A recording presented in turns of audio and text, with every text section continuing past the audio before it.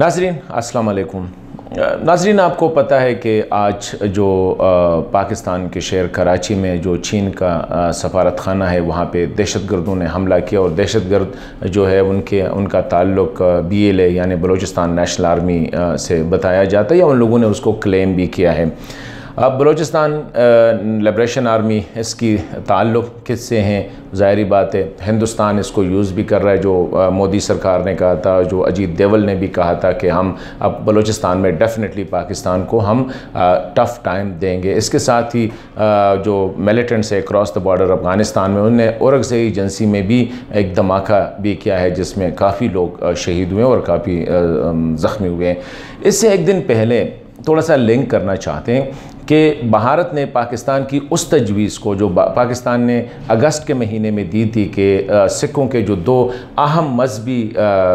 Site से गुरदासपुर में और पाकिस्तान के ज़िले नारोवाल में वहाँ पे वो करतारपुर कॉरिडोर जो तजवीज़ पेश की थी कि यहाँ पे वीज़ा फ्री और पासपोर्ट फ्री मूवमेंट होगी सिखों की, ताकि वो अपने मजहबी रसूमात अदा करें। हिंदुस्तान के कैबिनेट ने उसको एक्सेप्ट किया और उन्होंने कहा कि ये 4 किलोमीटर का कॉरिडोर हम बनाने के लिए तैयार है, पाकिस्तान अपनी साइड पे बनाए।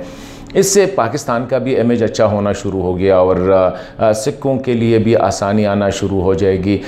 लेकिन और दोनों मुल्कों के अवाम जो है वो थोड़ा सा वो फील करने लगे कि शायद वो बर्फ़ जो है वो पिघल रही है और दोनों मुल्क करीब आते जा रहे हैं और इंशाल्लाह ये दुश्मनी की जो माहौल है ये ख़त्म हो जाएगी।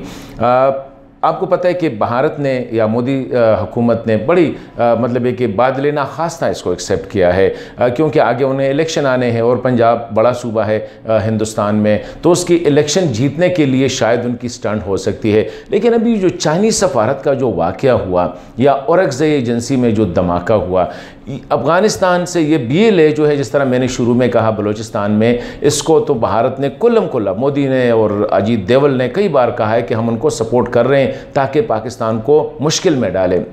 अभी ये जो हमला हुआ है इनका जो अगर हम लिंक करें एक्सपर्ट से, जितने भी एक्सपर्ट से मैंने बात की वो यही कह रहे हैं कि देखे भारत जो है ना एक तीर से 2 शिकार करने की कोशिश कर रहा है। एक साइड पे पाकिस्तान की तजवीज़ उसने मान ली और सिखों को खुश किया कि हम भी चाह रहे हैं, हालांकि वो बादले ना खास्ता थी। अभी ये काम करके वो पाकिस्तान डेफिनेटली, अभी पाकिस्तान ये लिंक तो सामने आ जाएंगे कि हिंदुस्तान इसमें मुलव्विस है, तो एक बार फिर वो ब्लेम गेम शुरू हो जाएगी। जब ब्लेम गेम शुरू हो जाएगी तो जिस तरह पहले कंपोजिट डायलॉग, कॉम्प्रहेंसिव डायलॉग या UN मीटिंग वगैरह पोस्टपोन हो जाते, तो खुदा ना करे कि अभी ये राहदारी वाला करतारपुर राहदारी वाला सिलसिला भी पोस्टपोन हो जाए। तो इधर मैंने जितने एक्सपर्ट से बात की, इधर इसमें भारत सरकार डायरेक्टली मुलव्विस है, वो नहीं चाहता है कि दोनों मुल्कों या पाकिस्तान की इमेज बिल्डिंग हो, ये एक पुरअमन मुल्क के तौर पर सामने आ जाए, यहाँ पे सरमायाकार आ जाए। दूसरा, चाइनीज़ के प्रेजेंस के ख़िलाफ़ हिंदुस्तान ने पहले से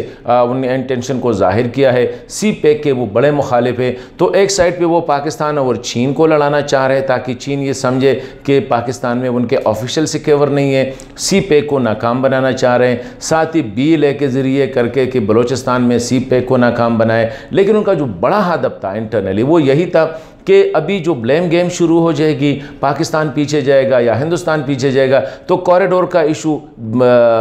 ख़त्म हो जाएगा। ये करतारपुर कॉरिडोर का खुदा ना करे कि ख़त्म हो, और वो सिखों को बताएगा कि हिंदुस्तान तो चाहता है, देखे अभी पाकिस्तान पीछे हट गया। तो इसमें या भारतीय सरकार डायरेक्ट मुलव्विस है या वो लोग जो नहीं चाहते हैं कि दोनों हुकूमतें या दोनों ममालिक या दोनों मुल्कों के अवाम एक दूसरे के करीब आ जाए। वो क़ुव्वतें वो इंटरनेशनल भी हो सकती है, क्योंकि बलूचिस्तान में भारत के अलावा और ममालिक का भी इन्फ्लुएंस है, BLA वगैरह इन पे उनका भी इन्फ्लुएंस है, या वो भी हो सकती है पाकिस्तान में भी कुछ एलिमेंट हो सकते हैं। लेकिन ज़्यादातर का ख़याल ये है कि हिंदुस्तान ने बड़ा शातिर